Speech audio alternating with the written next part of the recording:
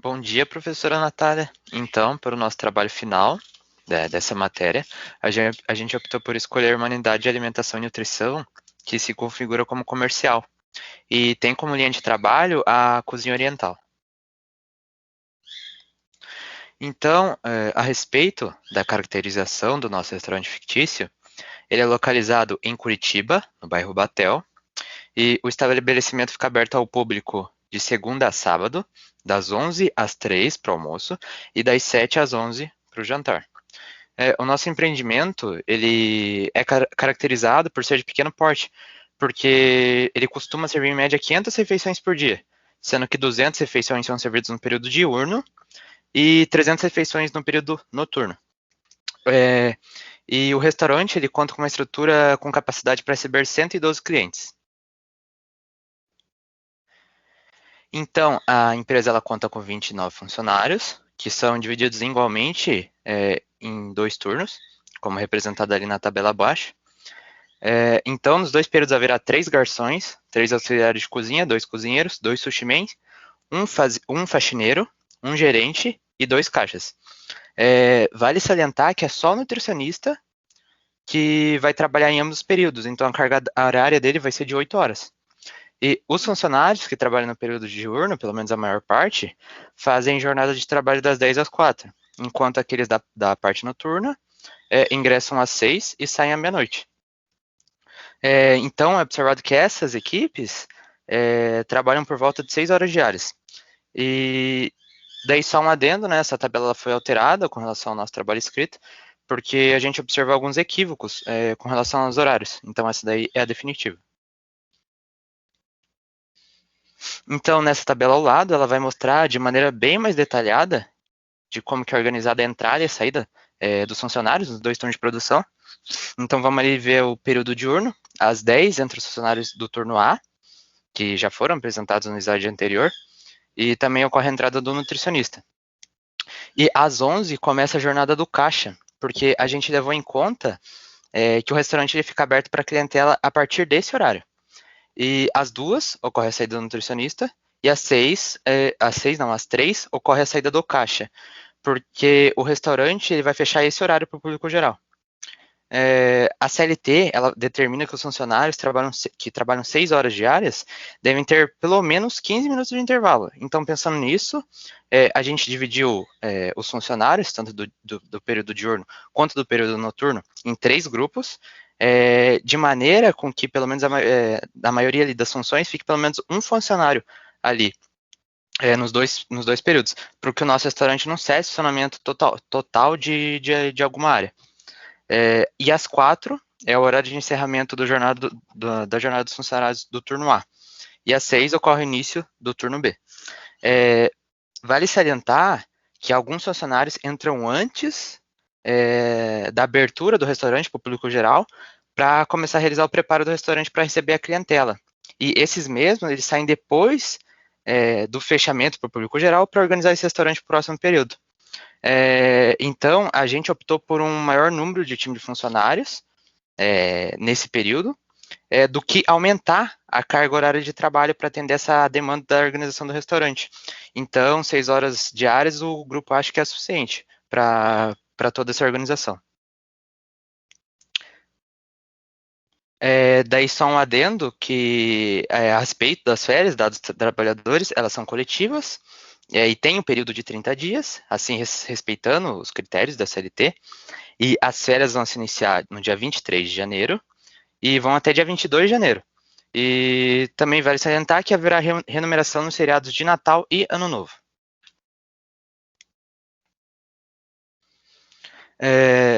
Agora, a respeito dos EPIs, na cozinha oriental, normalmente devido aos pratos que são preparados, são utilizados alguns objetos perfurantes, que é, por exemplo, para o corte dos pescados, é necessário esse tipo de equipamento.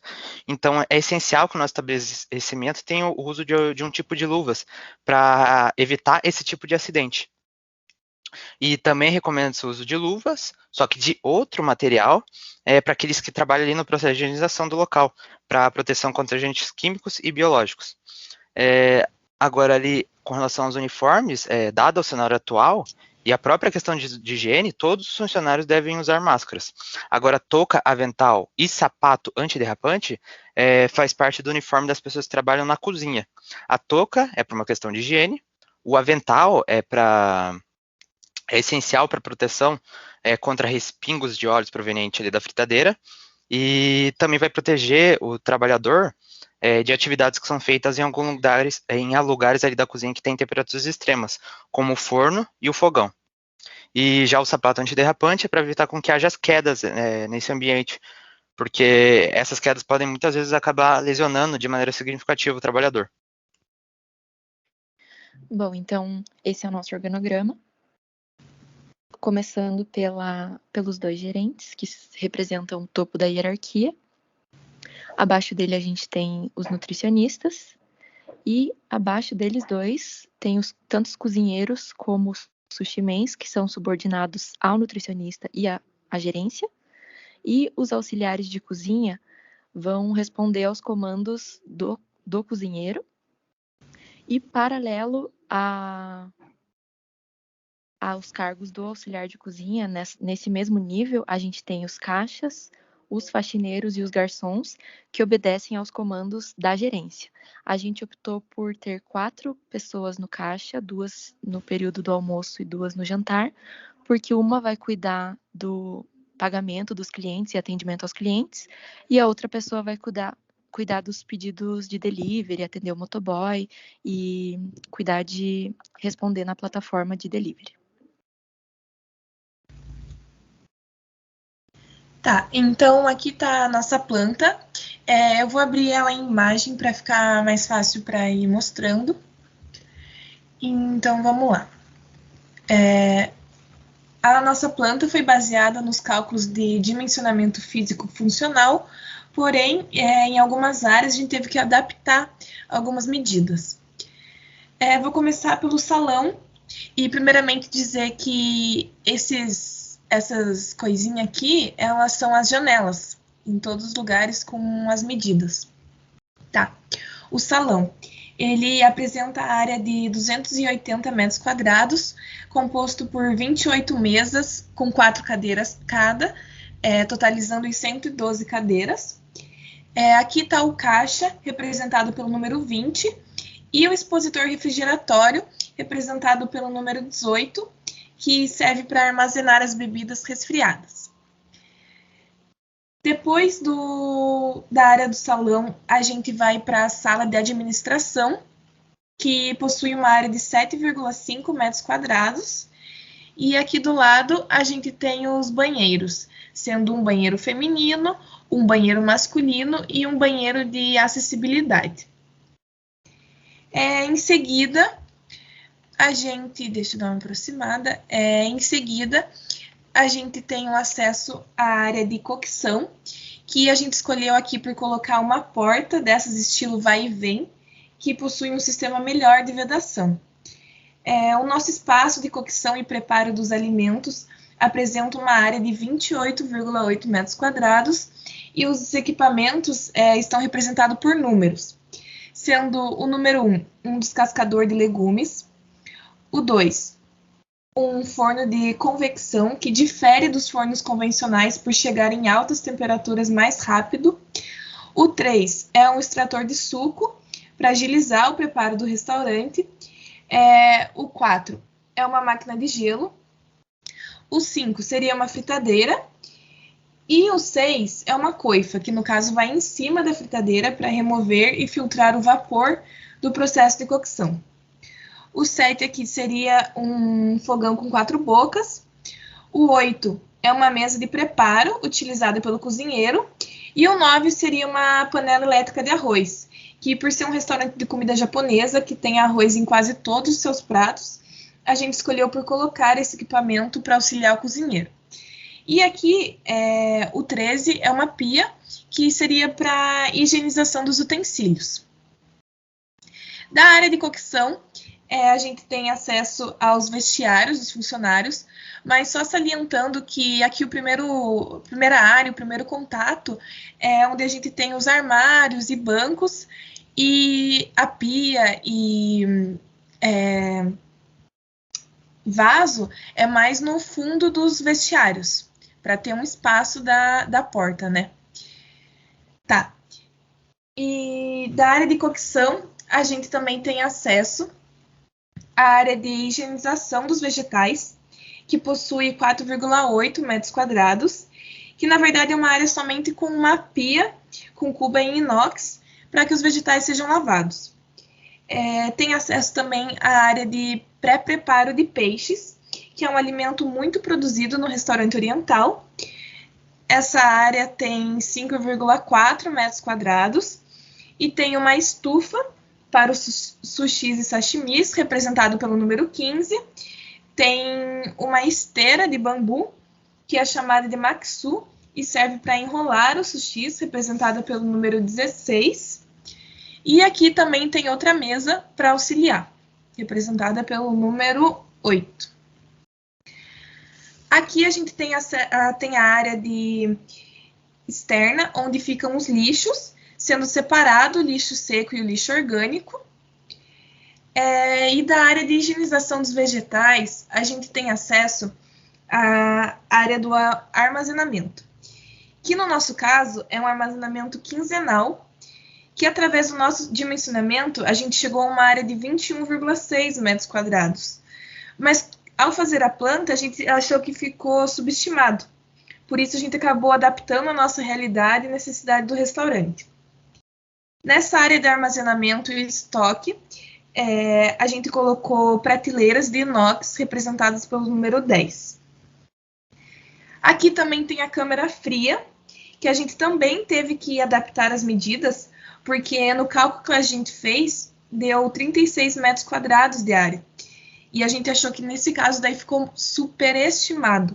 Por isso a gente acabou diminuindo ela e deixando com 4,2 metros quadrados. Aqui do lado a gente tem a área de compressores e condensadores. Do estoque, a gente tem acesso à área externa do restaurante, que seria a plataforma de recepção da matéria-prima. E também, pela área externa, a gente tem acesso à área de limpeza e descartáveis, que também é através de um sistema quinzenal e possui prateleiras representadas pelo número 25. E por fim, mais afastadinho aqui, a gente tem a área do gás, que está com 3,6 metros quadrados.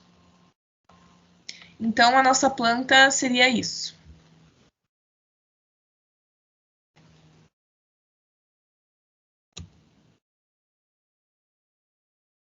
E aí, esse é o nosso fluxograma. Então, começando pelo fluxo de clientes, que está representado em amarelo, a passagem dos clientes vai se restringir ao salão e aos sanitários, ali embaixo. E esse é mais ou menos o percurso que eles vão fazer pelo restaurante.